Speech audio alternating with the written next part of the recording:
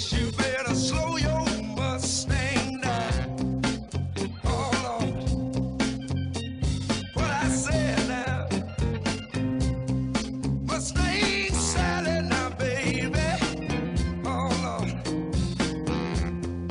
guess you better slow your Mustang down.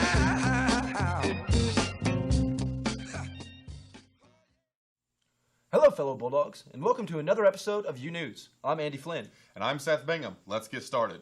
Well, we have some special cab events on campus this week, starting on Monday with an SGA meeting at 9 p.m. The Hobbit 2, Desolation of Smog, will be showing at 9 p.m. on Tuesday in the Student Center. On Wednesday, we have a wild and crazy bingo night. And on Thursday, we're going all in with poker. But one of the most exciting things on campus is the Redbud Festival. Ah, yes, the Redbud Festival. Yearly fun for the whole family. With more information about the Redbud Festival, we go to our field correspondent, Mara Rice, who sat down in a special interview with Dr. Fickey. I'm Mara Rice, and I'm here with Dr. Fickey, our Assistant Professor and Coordinator of Appalachian Studies, and we're here to discuss the up-and-coming Union College Redbud Festival. Dr. Fickey, it's a pleasure to have you here. Thank you. I'm glad to have the opportunity to talk about this event with you. So can you tell us a little bit more about the festival? I know we're going to have some awesome events going on that are going to really give us an insight on Appalachian culture and what really goes on in this area. Can you tell us a little bit more about what's going to be going on? Yeah, well, I guess I'll start with a little bit about the history of the festival.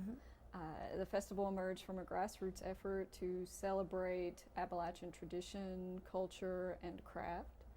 So it's been very significant for community members and leaders to be involved with this festival, and they've done a wonderful job over the years, and they still play a key role in putting the festival together, and they work in partnership with the college.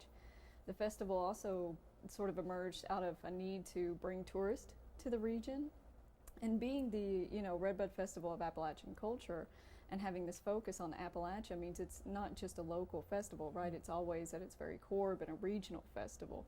And so we've been able to bring in tourists who spend their dollars in the community, and those dollars have a multiplier effect, and they turn over and they help local individuals and local businesses. So it's always been significant for that reason as well. And then it's also, in a way, allows us to honor ecology and the environment, right? Because it is the Redbud Festival. So we're sort of highlighting natural beauty and landscape and the significance of place with that. So the events that we have then at the Redbud Festival tie into all of those concerns. To be more specific, we'll have a range of events that include an art show, a heritage living section. We'll have a photography exhibit downstairs here in the Sharp building. We'll have a symposium on the future of the region and talking about economic development, and we'll have individuals that come down from Frankfurt with the Kentucky Cabinet for Economic Development, as well as the director of the Kentucky Historical Society that are going to come and contribute to that symposium. We're also going to have a color run, some environmental cleanup events. We'll have children's activities, local and regional bands will play. So it's going to be a full range of different activities throughout the day. I know I've been around the Redbud Festival, being here at Union these past 3 years, and there's always so many events and so many things going on, so many things you can do and see, and things you can buy and music you can listen to. How much planning goes into an event this size? A lot of planning. And in the past, this event has been successful because community members have put a lot of love and labor into this event, right? So this can easily take anywhere from a year to a year and a half. Thinking in terms of, okay, what are the events that we're going to have, where are we going to place them, how are we going to structure them, how are we then going to make contacts, how will everything come together, and truly that does take at least a year or more of effort. Fortunately, we had community members who took that very seriously, and that's why this event is so well known throughout Kentucky, and people are excited to come to this event because it's high quality, and we take planning very seriously. We're going to take a quick break, and when we return, we'll have more about the up-and-coming Redbud Festival.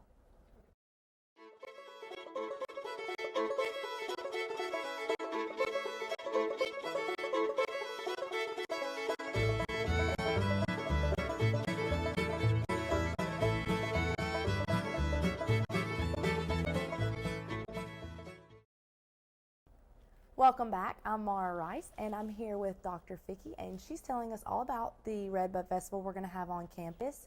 And we've already talked a little bit about the events that are going on and the history of the Redbud Festival and what we can kind of expect and how much planning goes into a festival this size. Let's talk a little bit about what type of people are we targeting here? Are there going to be things for families, children? I mean, even college students, will they enjoy the festival as well? Mm-hmm. What we've tried to do is, in the past, it's been very targeted towards families, adults, children, the community in general. We've tried to expand that and to grow the festival in terms of adding several educational components, which will hopefully draw in students.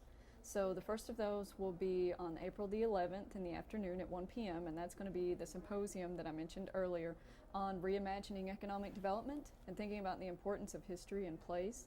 And that's an event that we really want to encourage students to come out and participate and engage with local, regional, and state leaders that will be, sharing their thoughts and ideas in that symposium setting. And so there will be opportunities to ask questions and really to engage with these individuals. And we're very fortunate anytime that we have individuals from, as mentioned earlier, the Kentucky Cabinet for Economic Development, the Kentucky Historical Society, the University of Kentucky Appalachian Center and their Robinson Scholars Program will be represented. We'll also have the CEO of the Kentucky Association for Economic Development, as well as our local family and consumer science agent will be here. So it's meant to be a very eclectic and diverse mix. And we hope that that contributes in a significant way to the development conversation that's taking place in the region at the moment. Afterwards, we're going to have a museum exhibit and reception opening downstairs here in the Sharp building. That's going to be an exhibit that looks at the war on poverty, and it's going to show images that we're taking around this time period. And we'll actually have the photographer, Warren Bruner, who's going to be here. And he's going to talk about his photos and his experience working, throughout the 60s and working in Appalachia. And we're very lucky in the sense that this is a partnership between Union College and Berea College. So Berea College has loaned us these photographs, and then we've been responsible for making sure that they're put on display properly and creating additional materials with that. So after this event that afternoon, so we're looking at about 5:30, at this point we're going to have a research forum. And so students are going to create research posters, undergraduate students in social work, in psychology, and in communications actually, and in English, are going to create research posters. Those will be on display downstairs, again in the Sharp building. And then we have master's students who are going to present their master's theses in psychology. So we really want students to come out and take full advantage of these opportunities to be engaged in the festival in a new and different way. So so it's still going to be geared a great deal towards families and children. And we want the community members to come out to these events as well. This conversation about development's not just meant for students and faculty. It's meant for community members to come together and for all of us to talk about development and what it means for the future of our region together. So it's meant to be an open space and an open forum in that sense. Besides coming and eating the wonderful food and seeing all the cute little puppies, that's always my favorite part. What else can students do to help out with the festival? Setting up, tearing down, helping, get instruments on stage, or, are there things that people around the campus can help out even if they're not actually a part of the Redbud Festival? Yes, and we would encourage students to take advantage of this, right? So if you're interested in volunteering for something related to your major, or if you have just a general broad interest, if you're, you want to do more with arts administration, so you want to help with stage setup, or with vendor setup, or if you are interested in writers and you want to participate in Writers Row, where we celebrate Kentucky authors, we can help you find a volunteer position for that. So individuals are more than welcome to contact me, or Austin Sebald, or Justin Kitts, or Monica Klaus, and we'll help you find a volunteer position that's good for you. I teach a course, APST 381A, and it's Land, People, and Development in Appalachia. And so my students are volunteering for the festival. So I have a young lady who's a very talented writer. She's going to work on Writers Row, which will give her an opportunity to meet several Kentucky authors. She's serving as an ambassador for the college in a sense. And she can talk to them and kind of learn more about writing as craft and art. So hopefully this will propel her down a writing path in the future. I have students who are helping with sports clinics that are athletes, because we do have sporting clinics that'll be taking place for the Redbud Festival as well. I have 2 students who are serving sort of as ambassadors for the symposium that we're having. So these social work students will be in their social work shirts with all of their pamphlets for their club and so forth, and we want them to be front and center to talk to individuals about what social work is doing in the region and what sorts of projects that we're doing here at Union College related to social work in Appalachia. So if you're interested or you want to gain useful job experience, then we'll work with you to make sure that you're doing something related to your field or your area of interest. As I mean, this should be an opportunity for you to gain resume experience, and we take that very seriously. Well, that's awesome. I know we have a lot of students on campus that, would love to have the experience, and that's great that you all are so willing to work with our students and, allow them to help out. One last question. What are your favorite events or parts about this festival? Well, I'm a little biased, right? So I grew up in the region. I'm originally from Letcher County. And, to me, thinking about the future and thinking about development in a time where we're seeing a decline in extractive industries, we're seeing a decline in the coal industry in particular, we're seeing families struggle. The symposium that we're going to have on Friday has so much significance to our campus community and our local and regional community in Eastern Kentucky. So I think that's one of the most important events, right? And I desperately want to see students and community members come and be engaged in that and take advantage of that. I think, in addition, we're also going to have a heritage living section. So we're going to have individuals talking about beekeeping, that are talking about making freezer jam. And, these are, in some sense, this heritage living is going to talk about just that, different practices that we've traditionally done, especially thinking about subsistence farming and ways of life.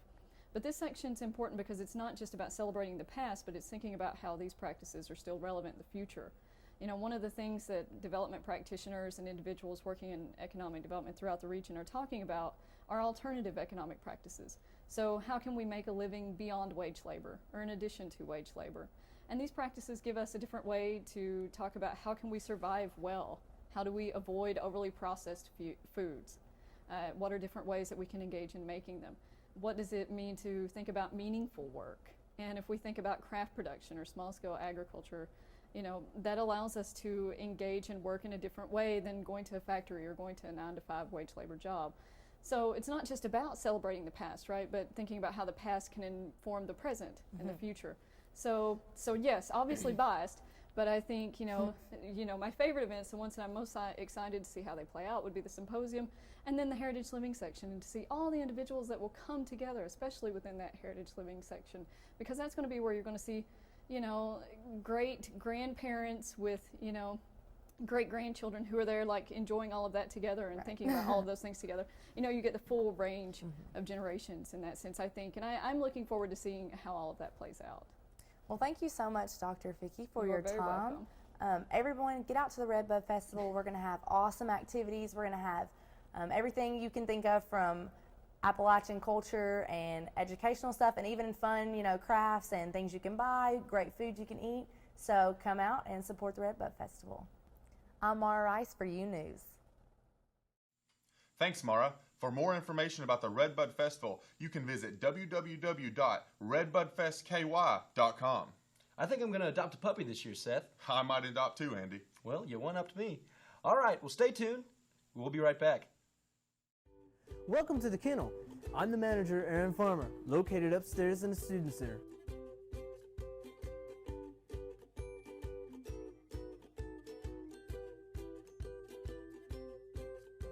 As you can see, we have a lot to offer, from wings to Hot Pockets to Pop-Tarts to candy bars. So come see us at the kennel soon. Welcome back. Some sporting events on campus this week include men's and women's tennis against Point on April 7th. On April 8th, the Union baseball team will be taking on Georgetown.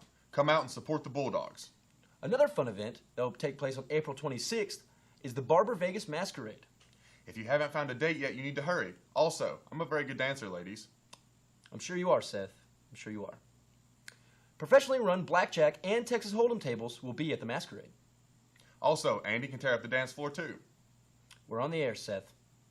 Well, thank you for joining us for this next installment of UNews. I'm Andy Flint. And I'm Seth Bingham.